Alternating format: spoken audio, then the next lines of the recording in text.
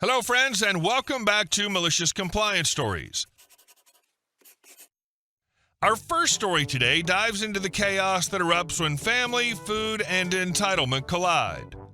But before we begin, best way to support our channel is to leave comments, like, and subscribe with the turned-on bell so you don't miss the new video every single day. Here we go. Family entitlement versus homemade vegan tacos. I'm 34 and have a 6-year-old son. He absolutely loves visiting his great-grandma, my grandma, so I usually take him over once or twice a month. She lives in this cozy little house that always smells like cinnamon and fabric softener, and she spoils my kid rotten. The last visit, though, turned into a circus, courtesy of my cousin, who I'll call Vanessa. Vanessa's one of those militant vegans, the kind who lectures waiters about cross-contamination and makes inspirational Instagram posts about tofu healing the soul. She also, and I say this lovingly, is a total mooch. Growing up, if you had a bag of chips, she'd have her hand in it before you opened it. If you got a birthday check from Grandma, she'd borrow half. Anyway, when my son and I showed up, Vanessa wasn't there, but her 3 kids were. She dropped them off with my grandma so she could go to yoga or whatever it is she does when she's not being exhausting. Normally, she leaves my grandma some cash to order vegan food for the kids, but this time, nothing. I suspect she saw my car outside and thought, oh, perfect, he'll pay. A couple of hours later, everyone was getting hungry. My grandma offered to order something in, but I didn't want her spending money when her fridge was full, so I said I'd cook.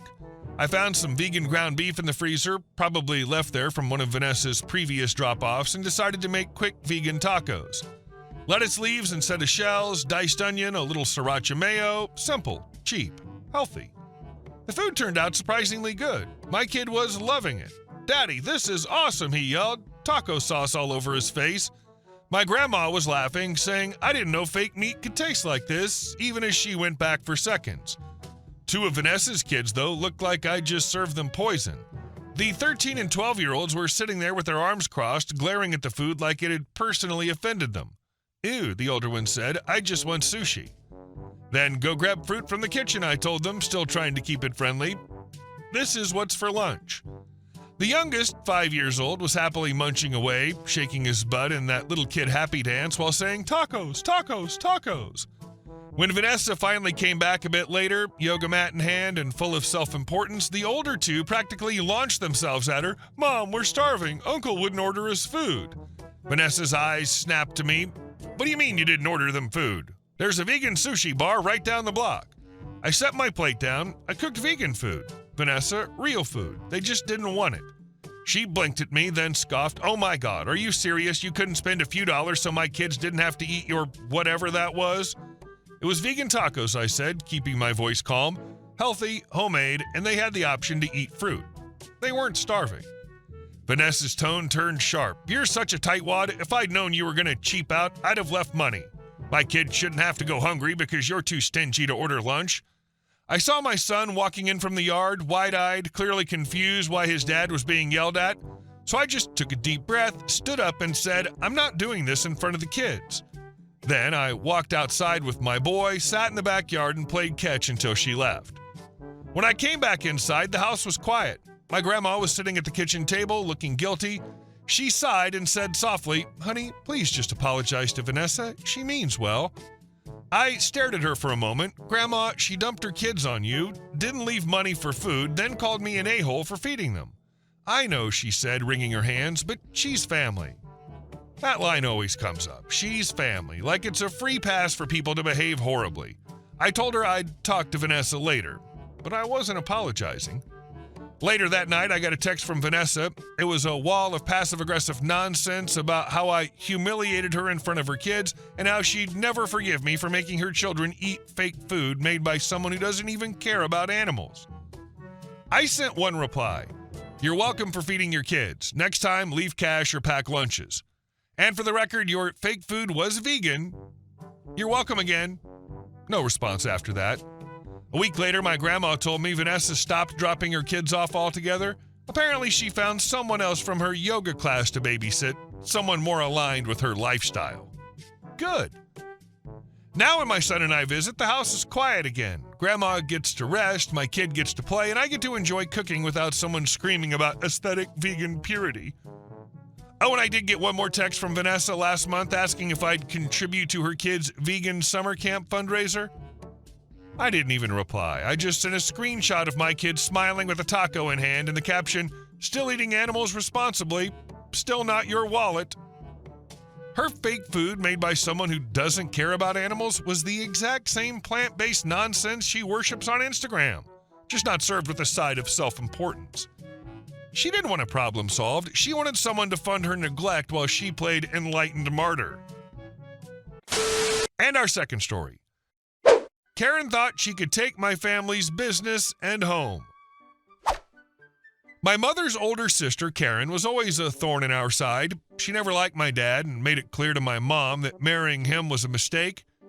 When my parents named my older brother, she complained it wasn't sophisticated enough. When I was born, my parents wanted to name me after my great-grandmother who'd passed away the day before.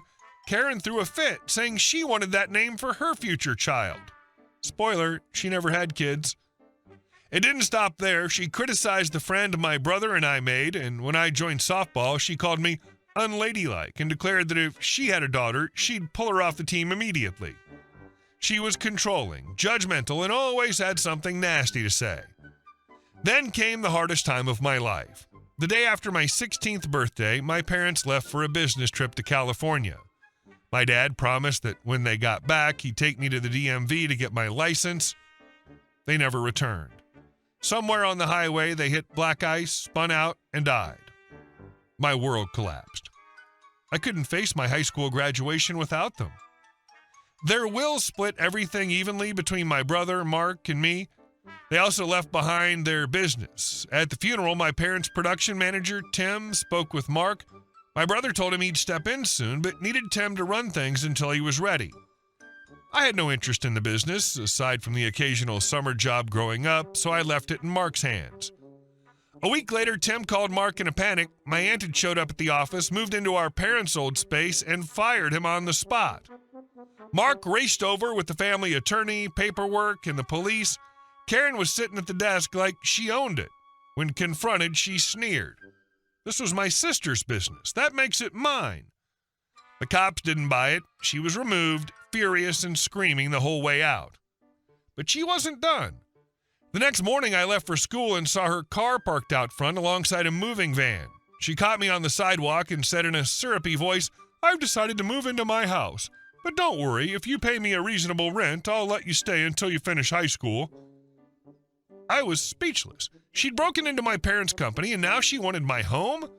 I went inside and called Mark. By the time I came back from school that afternoon, he and the attorney had handled it again. Karen had been physically removed by police, her belongings shoved back onto the moving truck. The movers made her pay for the wasted round trip since she hadn't even given up her apartment lease. Mark handed me a business card from one of the officers and said, "If you ever see her near the house again, call that number. Don't warn her, don't confront her, just call." For weeks, I was jumpy. I wouldn't even let our dog play outside while I was at school. I locked her in the garage instead. Karen had already tried twice to steal from us. What was stopping her from trying again? Eventually, she slunk away to Colorado. She's remarried since then, I've heard. To this day, I don't care what she's doing. She's out of my life, and that's good enough. She never got a dime. She was booted from the business with cops watching, humiliated by movers who charged her for hauling her junk around, and legally banned from setting foot on our property again. Every time she thought she had an angle, she wound up paying for it, literally. I still live in my childhood home. Mark and I agreed he'd keep the business while I'd keep the house. I sleep in my old room, not the master, because I can't bring myself to take my parents' place. I'm 20 now, almost 21, studying at the local university, and I miss them every day. But I'll say this, no matter how much money I've inherited, no matter what I own, the greatest satisfaction I get is knowing that Karen, who spent her life interfering and criticizing, ended up with nothing. Every time she schemed, she was shut down by police, by attorneys, by movers who made her pay for wasting their time, and she never saw a dime. That's great. Karen thought she could rewrite your parents' will through intimidation, but all she earned was humiliation and debt. And our last story. I was supposed to buy my stepmom's house, then she tried to bankroll her entire family. Last year, right before my dad passed away, he pulled me aside one evening and said, "Son, I need to make sure your stepmother's taken care of. I don't want her to struggle with the mortgage."